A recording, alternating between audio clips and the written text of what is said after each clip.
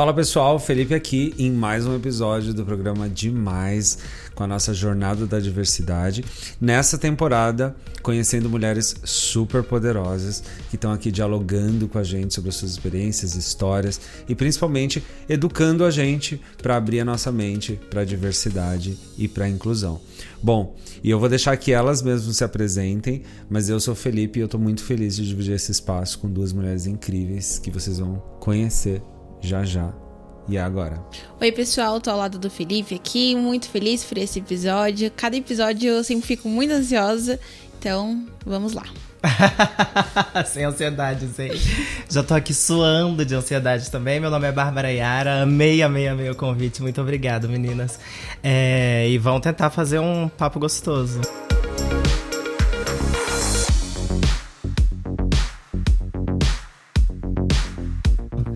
Já tá sendo, a energia aqui tá maravilhosa, né? E a Bárbara chegou embelezando aqui o nosso cenário. E acho que é daí que a gente começa falando, né, Bárbara? E conhecendo um pouco da sua história e principalmente para nossa audiência. Apesar de diversidade não deveria ser um assunto novo, mas para muita gente é muito novo. Então a gente quer saber mais através da sua história. Uhum. Por onde você começa? Eu começo antes, né, da vida, enfim, criança, escola, mas na Universidade de Brasília eu faço educação artística e é onde eu começo as minhas reflexões sobre gênero e sobre diversidade. De lá eu vou para Buenos Aires em 2008 por um intercâmbio em cenografia e figurino.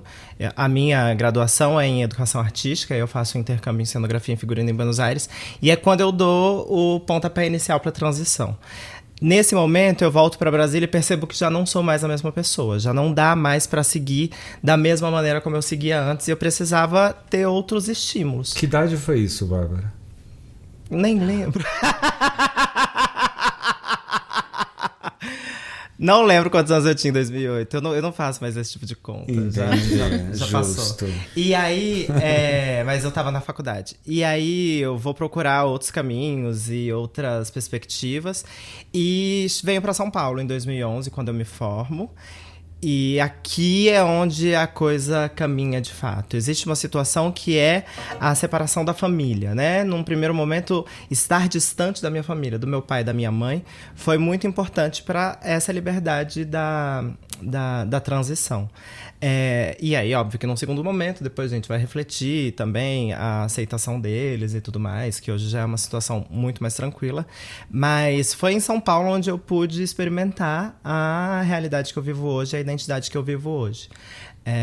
E até agora, 2023. Para quem é leigo no assunto ou está entrando em contato com o tema agora, como é que você indicaria a melhor forma de definir e aprender sobre transexualidade? Eu acho que as redes sociais elas fazem um papel muito importante assim, para quem está chegando agora e para as pessoas que pensam em transicionar, para as pessoas que vivem ainda algum conflito de gênero e de identidade. Acho que nas redes sociais elas encontram respostas muito interessantes porque são falas das pessoas que já vivem essa situação. Né? Então a gente tem meninas incríveis e boys trans também maravilhosos que falam muito no Twitter, no Instagram, o próprio YouTube é uma ferramenta muito importante para chegar junto dessa galera. E além dessa situação, que é a situação da internet, eu acho que o convívio pessoal com pessoas trans é fundamental. E aí não só para as pessoas que estão em transição, mas principalmente para as pessoas cisgêneras. Eu costumo perguntar quantas pessoas trans convivem no seu ambiente de trabalho, quantas pessoas trans existem na sua família, ou quantas pessoas trans já foram na sua casa. Né? É muito comum que nós, pessoas trans, a gente tenha uma barreira social entre as pessoas cisgêneras e as pessoas trans como nós. Em que sentido? Quando a gente é amiga, enfim, de balada ou de bar e de boate é uma coisa. Daí é você ser convidada para um casamento. Daí você ser convidada para um batizado. Daí você ser convidada para alguma outra situação extra, noite, é uma outra barreira que a gente precisa romper. Nossa, Bárbara, você me trouxe uma memória que eu vivi pessoalmente. Eu estava numa roda de conversa, né, com pessoas da faculdade. E aí tava rolando um papo e eu tava só ouvindo e eles falaram assim, né? Eles estavam falando com uma outra pessoa, eles falaram, nós não somos preconceituosos. E eles viraram pra mim e falaram, você acha, Felipe, que nós somos? Eu falei, sim, eu acho que vocês são muito preconceituosos. E essa fala veio de um professor na época e ele falou assim, mas como? Se a gente te trata tão bem, se a gente até te cumprimenta com um abraço e um beijo. E aí eu respondi isso pra eles, eu falei assim, mas quem de vocês já me chamou pra um evento de família? Quem de vocês já me apresentou pra esposa? Quem de vocês quer ser visto comigo tomando um café da tarde? Né? Eu falei, a gente tá no fim do curso, isso não aconteceu. Com ninguém. E pensa que a gente tá falando de um homem gay, né? Quando a gente passa a falar de pessoas trans, em especial as travestis, a fronteira ela ainda é maior. Porque com um homem gay, não necessariamente você tá se envolvendo com ele sexualmente por estar do lado dele. Com uma travesti, o assunto muda. Para os homens cisgêneros é muito difícil sentar numa mesa de café para conversar com a gente tranquilo, sem outras intenções sexuais, porque imediatamente a sociedade vai colocar aquela travesti como uma prostituta que tá servindo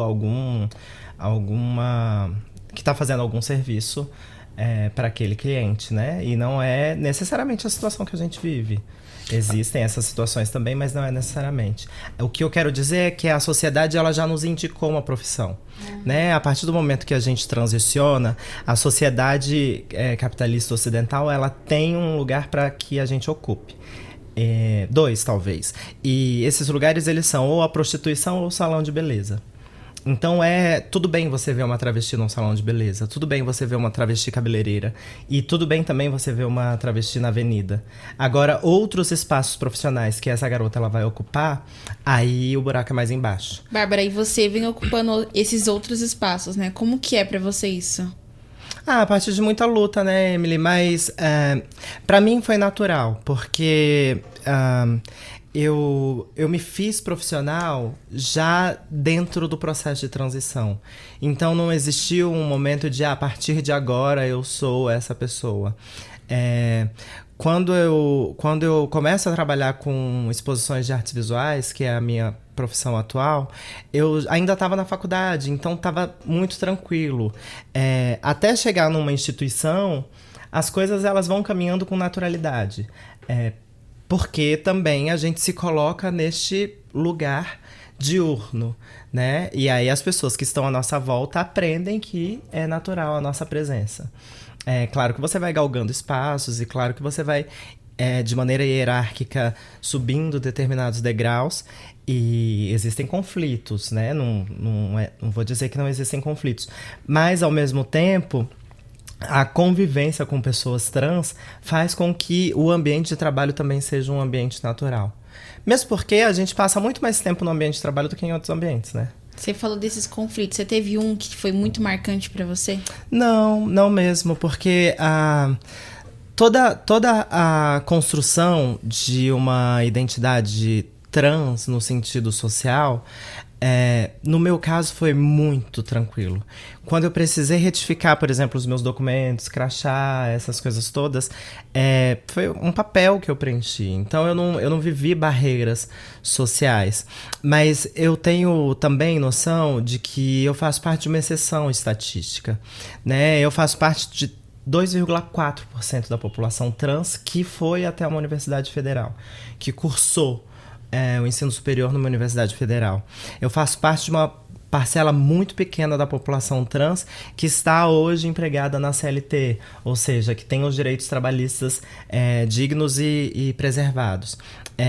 Não é uma regra para essa população. E talvez o nosso trabalho seja justamente entender que, apesar de uma exceção, a gente está lutando para que todas as pessoas possam ter acesso a essas mesmas condições. A gente, como seus seguidores, né, a gente já se inspirava bastante e acho que principalmente por você ter um lugar de fala conquistado muito interessante num nível que não está resumido a questão de você ser uma mulher trans. mas num lugar de você ser uma pessoa que fez mestrado, né? E que hoje está aqui numa escola de inovação, né? Como a Cia Makers, que é uma escola que dialoga com empresas multinacionais, e você está aqui protagonizando essa fala. Então é muito inspiracional, né, para outras mulheres e para as pessoas que estão começando também. Então é muito legal isso, muito legal. Muito feliz de estar aqui com vocês. Muito legal, muito legal. Que não seja o primeiro de outros momentos. Não, tomara que sejam muitos. O que você destaca como lições aprendidas nessa jornada, até tendo em vista que outras pessoas não tiveram os mesmos espaços que você, e não só espaços externos, mas espaços internos, né? Porque você construiu um alicerce ali familiar, você construiu uma jornada profissional, um lugar que muita gente na mesma condição não conseguiu. Eu acho que tem um lugar muito especial, que é o do diálogo. Quando a gente aprende a conversar com os nossos pares, seja esses pares da nossa família, seja esses pares das pessoas que convivem conosco, ou até mesmo uma vizinha, né, que às vezes tem uma interferência ali próxima do seu dia a dia, a gente aprende a transformar o mundo. Se a gente sabe conversar, se a gente sabe se colocar de maneira sólida e saudável, a gente evita algumas guerras que são tanto internas quanto externas. Em que sentido? Eu já fui muito bocuda, eu já fui muito bélica, eu já fui muito do enfrentamento pau a pau, né? Mas eu entendi que quanto mais bélica eu fosse, mais grito eu ouvi de volta. Em alguns momentos eu precisei lidar com a serenidade. E a serenidade é começar por mim. Claro que os fatores externos, eles precisam ajudar também, né? Não adianta eu ser serena sozinha. É importante que a sociedade ela também serenize as nossas presenças. Mas no sentido de que eu de verdade não ganhei nada no grito. Eu de verdade não ganhei nada brigando. Tudo que eu consegui construir foi construído em diálogo. Tanto é que eu costumo dizer em outros momentos que eu não construí nada sozinha. Tudo que eu construí foi num coletivo. Seja enquanto pessoas trans ou seja com as pessoas cisgêneras. No sentido de que o trabalho que eu faço não faço sozinha. A casa que eu não mantenho sozinha. São conquistas, talvez individuais, mas que estão dentro de um coletivo de pessoas, né? E aí, conversar, dialogar, estar junto, eu acho que é o principal aprendizado dessa trajetória. Você poderia, didaticamente, contar para a nossa audiência o que é uma pessoa trans e qual que é a diferença dos termos trans e travesti? Uhum. Eu vou tentar. Existem muitas literaturas, né? E se a gente e muitas literaturas acessíveis, inclusive, sobre as diferenças entre trans e travesti. Esse é o ponto de vista que eu tenho a partir da minha vivência, a partir da minha personalidade e da maneira como eu me apresento para o mundo. Eu me apresento para o mundo enquanto uma travesti, eu me apresento para o mundo enquanto uma mulher trans. Para mim, Bárbara Yara, não há diferença conceitual na vivência travesti ou na vivência de uma pessoa trans. Existem literaturas que vão informar ou vão trazer pra gente que a travestilidade ela é um termo latino-americano, muito usado no Brasil. E durante anos a travestilidade foi uma identidade de margem da sociedade. Ainda hoje né? Ainda hoje a gente habita as periferias do capitalismo. Mas no sentido de que a travestilidade ela tinha a ver com a transgressão, ela tinha a ver diretamente com a avenida, ou seja, com a prostituição, ela tinha a ver também com shows de boates, enfim. Mas era uma identidade construída para que pessoas nascidas com um pênis pudessem se manifestar de maneira dita feminina. E com o tempo e com a literatura gringa também, principalmente dos Estados Unidos e da Europa, a gente começou a pensar também no termo trans. E o termo trans, ele vai falar exatamente sobre isso.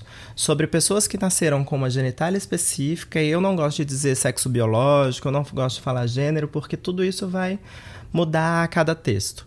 Mas pessoas que nasceram com uma genitália X ou Y, enfim, e que durante o seu processo de vida percebem que aquela genitália ela não condiz com necessariamente o que a sociedade impôs para que aquela pessoa represente enquanto cidadã.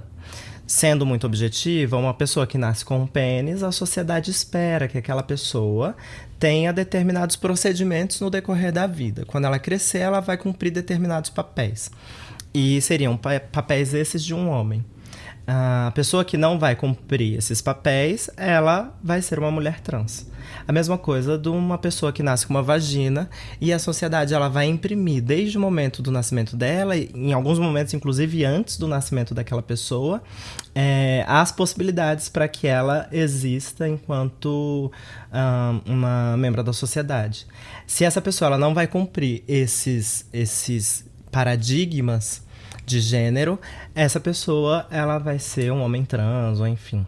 Né? E aí, por que eu digo antes do nascimento? Por exemplo, eu trago a cafonice do chá de revelação, que é muito opressor que a mãe e o pai daquela criança e as famílias que envolvem essa criança decidam, antes de que a criança nasça, qual a cor que essa criança vai representar para a sociedade. Porque se é menino, a gente estoura uma fumaça azul. Se é menina, a gente vai estourar balões rosa. E a transgeneridade, ela está exatamente aí, nessa imposição da sociedade para que as pessoas nascidas com vagina, ou as pessoas nascidas com pênis, exerçam determinados papéis na sociedade. Não estou falando só de profissão, não estou falando só de papel de gênero, mas eu estou falando de cidadania, né? Enquanto uma pessoa cidadã, ela não pode ser resumida pela genitália dela. Mas enfim. Você, mesmo diante de todos os seus obstáculos, você construiu uma carreira acadêmica e profissional muito, muito legal do ponto de vista de quem está de fora. Né? Eu queria que você contasse um pouquinho pra gente sobre o seu trabalho hoje e sobre o seu mestrado, enfim, sobre as coisas que você fez e como que é pra você hoje ter realizado tudo isso, né? E voltar pra casa com tudo isso na mão, toda essa história. Eu acho que a gente tá falando sobre respeito, né? Pensar que a minha mãe, ela começa a me respeitar enquanto mulher a partir desses títulos também. O meu pai, idem. E não culpabilizo essas duas pessoas. Eu entendo, inclusive, as dificuldades que essas pessoas elas têm no auge dos seus 70 anos de fazer parte desse diálogo. Mas tento incluí-los também. Durante a pandemia, eu tive a chance de concorrer a uma vaga no mestrado em Educação, currículo, na PUC, aqui de São Paulo. E foi a única coisa que eu fiz, basicamente, durante a pandemia, além do trabalho remoto, né, claro, e as situações de streaming, de jogos e o canal do YouTube, enfim. Mas o mestrado foi onde eu pude dedicar as minhas horas de isolamento social. E foi no mestrado em que eu entendi que o meu ponto de trabalho para aquela pesquisa não era tão coerente quanto eu gostaria que fosse. A princípio, no mestrado, eu ia pesquisar o público de uma instituição cultural que visitaria essa instituição cultural e seria atendida por pessoas trans. As educadoras dessa instituição, grande parte dessas educadoras eram pessoas trans. E eu estava interessada em saber do público, como é que era essa recepção. Conversa vai, conversa vem. Eu tive um orientador fabuloso, o professor Fernando José de Almeida, que é assim, um fofo, um gênio da educação e foférrimo. Ele me instigou a tentar pensar um pouco mais para dentro da gente. E foi nesse momento em que eu entendi que eu não queria saber do público, eu queria saber para nós. Como era pra gente ser educadoras em instituições culturais. E foi aí onde surge o trabalho de fato. O trabalho ele é dividido em três etapas. Uma primeira etapa mais teórica, que eu tento colocar ali os conceitos de transgeneridade, de educação, de currículo. Mas nos dois capítulos seguintes, que são os capítulos da pesquisa mais prática, a gente vai tentar entender como que funciona o sistema educativo para as pessoas trans, ou seja, como que era a gente enquanto educanda, como que a gente era aluna nas escolas, como que a gente era tratada, quais as dificuldades que a gente tinha, desde a educação infantil até as universidades. Isso, óbvio, um panorama super rápido, porque senão teria que ter feito um doutorado, quem sabe um dia vem. E aí, no terceiro capítulo, a gente vai entender o contrário. Como que a gente se torna educadora. E a partir desse tornar-se educadora, como que é conviver com pessoas trans num lugar de protagonismo da educação, né? Essa foi a situação do mestrado. Mostrar esses aparatos para minha mãe foi... E aí eu falo da minha mãe enquanto símbolo também de sociedade, né? Não só para ela. Mas é mostrar que a gente também é capaz. Que a gente não existe só em determinados círculos ou situações.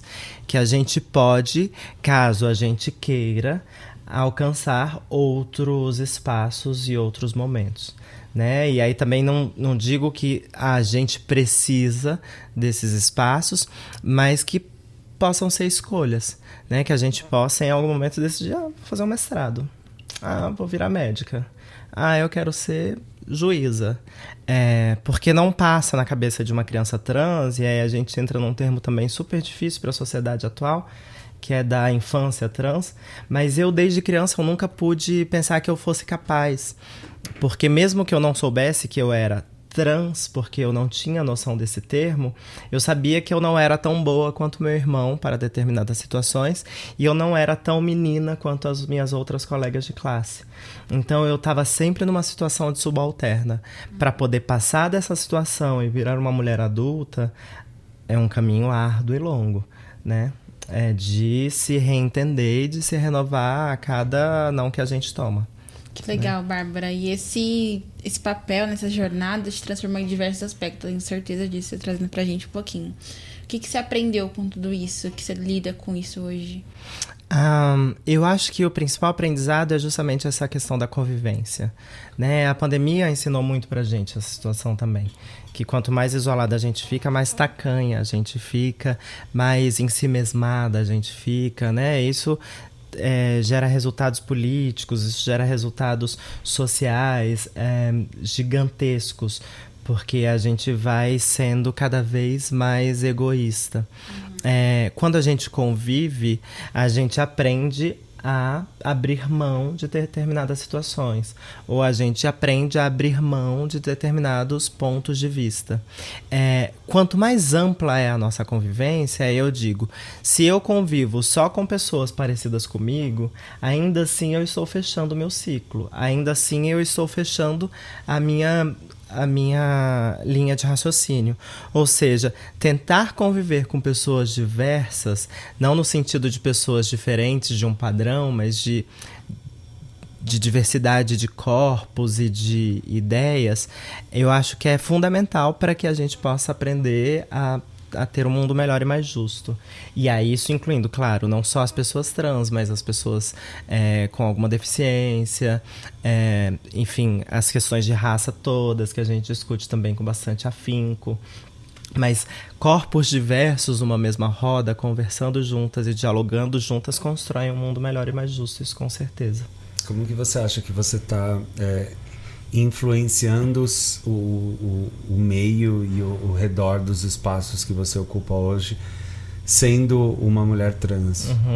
Eu acho que a nossa presença ela é impactante a partir do momento que a gente entra nos espaços. Eu costumo dizer que a travesti, quando ela entra numa farmácia, ela não é invisível. A travesti, quando ela entra no shopping, ela não é invisível. A travesti, quando ela entra num restaurante, ela não tá ali invisível. As pessoas já esperam dela alguma atitude das mais marginais e criativas da mente dessa população. Mas quando a gente está num ambiente de trabalho ou quando a gente está num ambiente escolar, já é revolucionário por si. Ou seja, a nossa presença ela é revolucionária por si só, porque já entra em conflito com uma sociedade cisgênera que não está preparada para receber as nossas pessoas. Então, o que eu costumo pensar enquanto pensamento de influência a nossa maior influência é poder ocupar os espaços, é poder estar nos lugares que durante muitos anos foram negados para nós, mas que hoje a gente pode entrar, pisar o nosso salto e dizer, cheguei, tô aqui. Isso em tudo que a gente puder imaginar. O nosso objetivo enquanto sociedade talvez seja que as travestis elas pudessem estar em todos os canais de YouTube, que elas pudessem estar em hospitais enquanto médicas, que elas pudessem ser professoras das faculdades, e para isso elas precisam ser estudantes das faculdades. Mas, enfim, o que eu digo é que a influência ela deve ser na presença, no estar, no físico, né? Mesmo que a gente esteja aqui falando sobre uma digitalidade, né? Sobre um canal de YouTube, mas quando você está com uma travesti no mesmo ambiente, o ambiente muda. Eu tenho uma amiga, Dana Fittipaldi, maravilhosa, que ela diz que a gente é terremoto. Que ela diz que a gente é... Vai pra causar. Mas eu acho que não é só o causar da cultura pop, sabe? Uhum. Do esbregue, do chamei atenção. Mas estar num ambiente com uma travesti já é um conflito sísmico já ali. Já é um movimento ali que acontece. Exatamente. Para outras mulheres que, enfim, não atingiram ainda uma atitude mental positiva como a sua e que ainda sentem muito medo de avançar, e, enfim, de ocuparem espaços, qual que é a tua mensagem que você deixa para essas pessoas? Eu acho que cavem os espaços de vocês. A gente pode ficar em casa desejando e talvez imaginando possibilidades para mas eu podia estar em tal lugar, eu podia estar fazendo tal coisa. Eu acho que uma dimensão importante é procure saber como chegar nesse lugar, né? Para as mulheres em especial, porque se a gente foi criada para cumprir, aí novamente eu volto para aquela situação do chá revelação. Se a gente foi criada para cumprir determinado papel social, ouse não cumprir este papel social. Ouse estar para outro papel social. Ouse imaginar-se em outra situação. Imaginar-se como outra pessoa. Né? Lembro agora daquele filme Tudo em Todo Tempo, Aqui e Agora. Como é Tudo que é? em Todo Lugar ao mesmo tempo. Tudo em Todo Lugar ao mesmo tempo. Qualquer título desse filme é maravilhoso. E se essa mesma pessoa fosse outra pessoa? Né? Eu acho que esse é um exercício interessante, inclusive enquanto exercício de imaginação. O exercício de imaginação ele é muito potente para a nossa sociedade que está carente de imaginação. Carente de produtos estéticos que nos façam dimensionar outras situações, né? Então, se colocar em uma outra situação, eu acho que é um primeiro ponto, assim. E cavar esses buracos. Eu realmente não sei dizer um roteiro ou um passo a passo, porque na minha vida não foi esse passo a passo. As natural, coisas elas foram acontecendo porque eu fui construindo enquanto estava acontecendo. Mas eu sempre vislumbrei. E eu lembro de ser uma criança criativa nesse sentido de imaginar outros mundos possíveis. Então, começar a imaginar outros mundos possíveis para si mesma, eu acho que é um primeiro passo interessante. E você está aqui com a gente, Bárbara, certifica do quanto esses espaços eles podem ser conquistados, né? E o quanto outras pessoas podem se inspirar muito com a sua história. Eu acho que, enfim, a gente conversaria por muito tempo, mas conseguimos plantar excelentes sementes para germinar na mente de todo mundo que segue a gente, que vai passar a seguir você. Então, em nome de Dacia Makers, esse espaço está aberto para você e eu queria te agradecer porque você com certeza enriqueceu muito a nossa jornada. E como que as pessoas te acham, te seguem? Me acha em qualquer lugar como a Trava no Controle, @Trava no Controle. É bem facinho de me achar. E, enfim, tô por aí. Tô no YouTube, tô no Instagram, tô no Twitter. A princípio, as minhas atividades principais são o YouTube e o Instagram. Então no Twitter talvez você vai me ver falando alguma bobagem ou outra. Não tenho muito compromisso ali no Twitter, não. Mas me encontrem e vamos dialogar juntas. Eu tô super disponível também para outras possibilidades. Agradeço imensamente a possibilidade de estar aqui conversando com vocês. Espero que daqui a gente consiga novas parcerias e novas conversas. Me coloco super à disposição, tanto de vocês quanto do público. Super obrigada pela audiência de vocês também. Amei, obrigado, Emily. Assim a gente agradece a CA Makers, enquanto escola de inovação, acredita que equipes diversas inovam mais, e a gente quer muito ampliar o diálogo sobre esse assunto em outros lugares, e se vocês chamarem a gente leva a Bárbara com a gente. Olha que eu vou, hein? Cuidado. Essa é a ideia, o programa existe pra dizer que todo mundo pode ser demais. Obrigado, gente. Beijinhos.